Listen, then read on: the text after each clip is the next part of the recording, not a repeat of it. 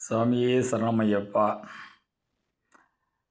மாலை அணிந்த ஐயப்ப பக்தர்கள் அனைவருக்கும் ஹரிஹரசுதன் ஆனந்த சித்தன் ஐயப்பனின் சார்பாக நீங்கள் அனைவரும் நீடோடி பல்லாண்டு பல்லாண்டு இன்புற்று வாழ வேண்டுகிறேன். அத்துடன் மாலை அணிந்த சாமிகள் அனைவரும் ஐயப்பனின் கதைகளையும் வரலாறுகளையும் எல்லோரும் தெரிந்து கொண்டிருப்பீர்கள். அப்படி தெரியாவிட்டாலும் உங்கள் குருசாமிகளின் வசமாக தெரிந்து கொண்டு விரத முறைகளை கடைபிடித்து குறைந்தபட்சம் 41 நாட்களாவது விரதமிருந்து சபரிமலை சென்று ஐயனை தரிசித்து வர வேண்டும் என்று உங்கள் பொற்பாதங்களை தொட்டு கேட்டுக்கொள்கின்றேன்.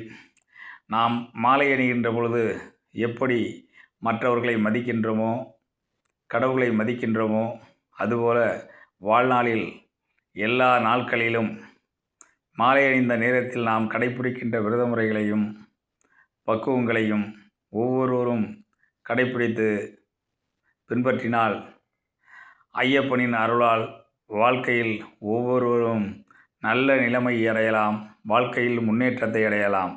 எனவே நாம் மாலை போட்ட பொழுது எப்படி நம் மனதை ஒருநிலைப்படுத்தி பக்குவமாக இருக்கின்றோமோ, பொய் சொல்லாமல், பிறர் மீது கோபம் கொள்ளாமல், பொறாமைப்படாமல், மாலை அணிந்த சாமிகளை எல்லாரையும் மாமணிகண்டனாக நாம் நினைத்து மனதிலே நினைக்க வேண்டும்.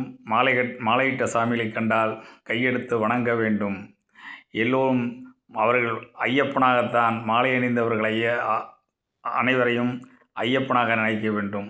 அதுபோலவே வாழ்நாளில் என்றும் நாம் கடைபிடித்தால் ஐயனின் அருளோடு நீண்ட ஆயுளோடும் நீண்ட புகழோடும் பெரும் செல்வத்தோடும் ஒவ்வொருவரும் வாழலாம். அதற்கு ஐயன் ஒவ்வொருவருக்கும் வழிவகுப்பான் என்று கூறி நீங்கள் அனைவரும் பல்லாண்டு பல்லாண்டு வாழ்கவென்று கூறுகின்றேன்.